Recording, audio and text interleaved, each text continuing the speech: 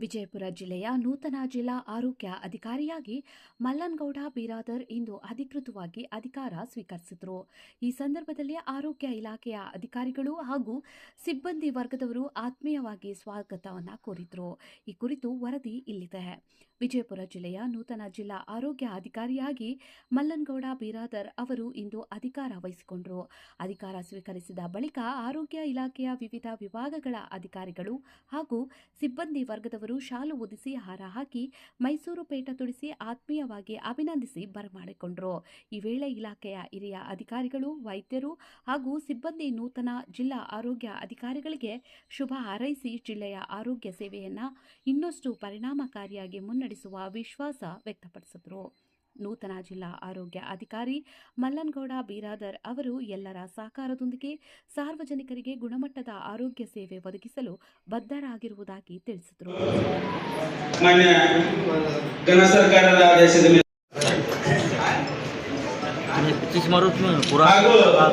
ಲಿಪಿಕ ಸಂಘದ ಸದಸ್ಯರು ಅವರಿಗೆ ಜೋರಾದ ಚಪ್ಪಾಳೆ ಮೂಲಕ ಅವರನ್ನು ಸ್ವಾಗತಿಸಬೇಕಂತ ನಾನು ವಿನಂತಿಯನ್ನು ಮಾಡ್ತಾ ಇದ್ದೀನಿ.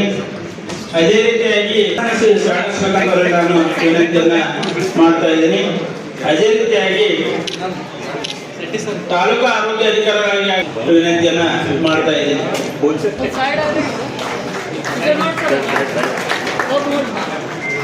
ವೈದ್ಯ ಮಿತ್ರರು ಇನ್ಯಾರಂದ್ರ ಸರ ತೆಗೆದು ಬಿಡ್ರಿ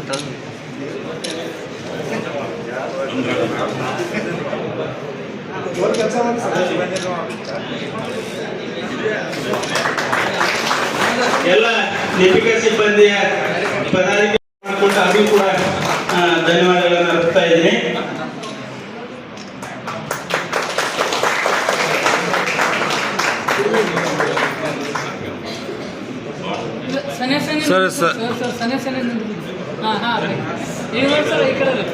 ಇಲ್ಲಿ ನೋಡಿ ಸರ, ಈ ಒಂದು ಗಳಿಗೆಯನ್ನು ನೋಡಿದ್ರೆ ನಾವೆಲ್ಲರೂ ಕೂಡ ಇವತ್ತು ಸಂತೋಷವಾಗಿದ್ದೀವಿ. ಹಾಗೆ ಸಂತೋಷವಾಗಿ ಒಬ್ಬರನ್ನ ಬರಮಾಡ್ಕೊಳ್ತಾ ಇದ್ದೀವಿ. ಸಂತೋಷವಾಗಿ ಒಬ್ಬರನ್ನ ನಾವು ಮೇಲ್ಹುದ್ದೆಗೆ ತಿಳ್ಕೊಳ್ತಾ ಇದ್ದೀವಿ. ಹಾಗಾಗಿ ನಾವೆಲ್ಲರೂ ಕೂಡ ಇವತ್ತು ಒಂದು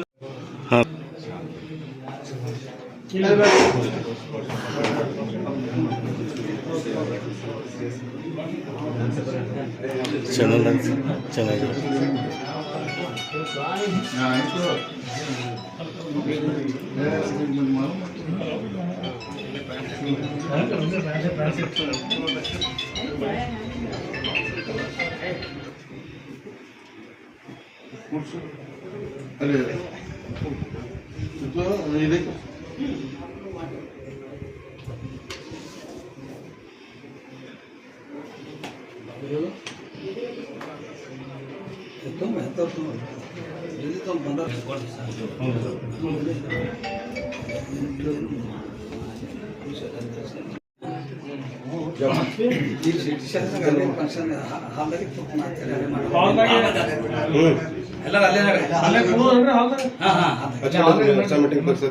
ಮನೆ ಈ ಕಡೆ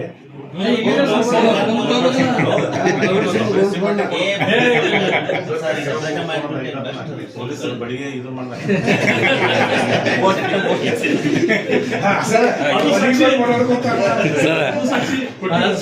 ಸಿಮ್ ಕಳೀತಾರೆ ಫಸ್ಟ್ ಕಿರಿಕಿರಿ ಅದೇ ಸರ್ ಇನ್ನೊಮ್ಮೆ ಸರ್ ಇನ್ನೊಮ್ಮೆ ಹಾಕಿ ಮಾಡ್ರಿ ಸರ್. Okay sir.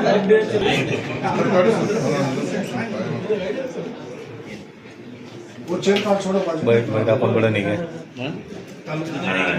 हाँ ओके सर. ಸರ್ ಒಂದು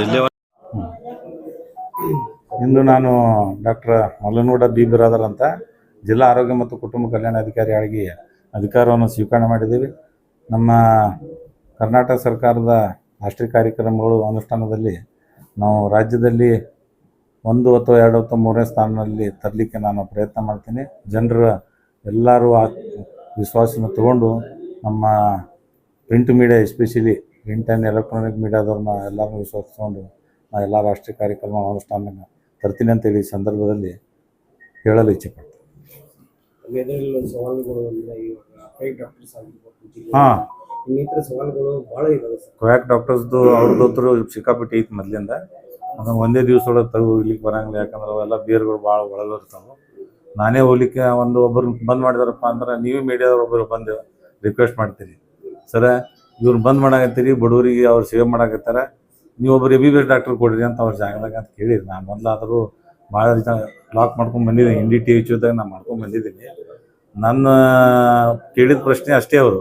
ಈಗ ಅವ್ರು ಏನೇ ಒಂದು ಬಡವರಿಗೆ ಒಂದು ಸ್ವಲ್ಪ ಇಂಜೆಕ್ಷನ್ 4 ಗುಳಿಗೆ ಕೊಡಾಕತ್ತಾರೆ, ಸರ ನಿಮ್ಮ ಸರ್ಕಾರಿ ವೈದ್ಯರು ಯಾರೂ ಇರಂಗಿಲ್ಲ ಇಲ್ಲಿ, ಮತ್ತು ಅದನ್ನು ಬಂದ್ ಮಾಡಿದ್ರೆ ನಾವಿಲ್ಲಿ ಹೋಗೋಣ ಅಂತ ಜನರ ನೇರ ಪ್ರಶ್ನೆ ಐತಿ. ಅದಕ್ಕೆ ಅದನ್ನು ಸ್ವಲ್ಪ ವಿಚಾರ ಮಾಡಿ ಅದನ್ನು ಹ್ಯಾಂಡಲ್ ಮಾಡುವಂಥ ವ್ಯವಸ್ಥೆ ನಾವು ಸಾರ್ವಜನಿಕರ ಜೀವಕ್ಕೆ ಕುತ್ತು ಬರ್ತಾ ಇರುವಂಥದ್ದು ಅಲ್ಲ, ಒಪ್ಕೋತೀನಿ ರೀ. ಸಾರ್ವಜನಿಕರಿಗೆ ಆ್ಯಕ್ಚುಲಿ ಅದು ಮಾಡೋದೇ ತಪ್ಪು.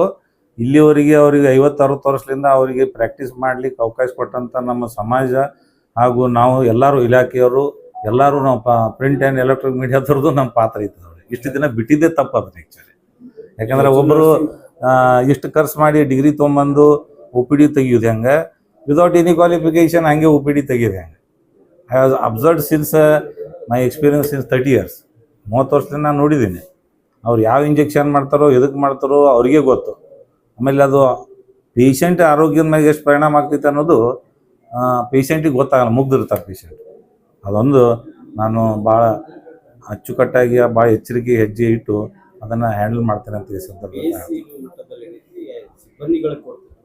ಅದು ಕರ್ನಾಟಕ ರಾಜ್ಯದಲ್ಲಿ 32 ಜಿಲ್ಲೆಯೊಳಗೆ ಐತೆ ಸಿಬ್ಬಂದಿ ಕೊರತೆ. ಅದನ್ನು ನಮ್ಮ ಮಾನ್ಯ ಆರೋಗ್ಯ ಸಚಿವರು ಹೊಸದಾಗಿ ಬಂದಮೇಲೆ ಅವ್ರು ಹೇಳಿದ್ದಾರೆ. ಆಲ್ರೆಡಿ ಈಗ ಆಲ್ಮೋಸ್ಟ್ 2,500 ಮಂದಿ ಸ್ಪೆಷಲಿಸ್ಟ್ ಹಾಗೂ GDMO ವೈದ್ಯರು ತುಂಬ್ಕೊಂಡು ಅಂತ ಹೇಳಿದ್ದಾರೆ.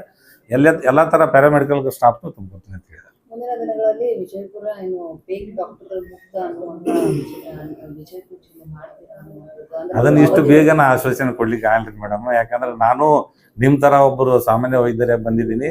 ಅದು ಮಾತಾಡಿದಷ್ಟು ಸರಳ ಕೆಲಸ ಇಲ್ಲ. ಯಾಕಂದ್ರೆ ಅವ್ರಿಂದ ಎಷ್ಟೆಷ್ಟು ಜನ ಇರ್ತಾರೆ ಅನ್ನೋದು ನಿಮಗೂ ಗೊತ್ತೈತಿ, ನಮಗೂ ಗೊತ್ತೈತಿ. ಕೆಲಸ ಮಾಡಿ ತೋರಿಸ್ತೇನೆ. ಈಗ ಬೇಡ, 3 ತಿಂಗಳಾದಮೇಲೆ ಅಟ್ಲೀಸ್ಟ್ ನಮಗೆ ಒಂದು ಸ್ವಲ್ಪ ಮಾತಾಡ್ಲಿಕ್ಕೆ ಅವಕಾಶ ಒಂದು ಇದುವರ ಬರ್ತದೆ, ಆತ್ಮವಿಶ್ವಾಸರ ಬರ್ತದೆ. ಈಗ ಬಂದು 1 ನಿಮಿಷ ನಾವು ಕೂತಿದ್ದೀವಿ, ಕೂತ್ಮೇಲೆ ರಾಜಕಾರಣಿ ಥರ ನಾವು ಹಂಗೆ ಏನು ಮಾತಾಡ್ಲಿಕ್ಕೆ ಬರಲ್ಲ. ಏನು ಕೆಲಸ ಮಾಡ್ತೀವಿ ಅದನ್ನು ನಾನು ಮುಂದೆ ಈ ಸಂದರ್ಭ. Okay, thank you.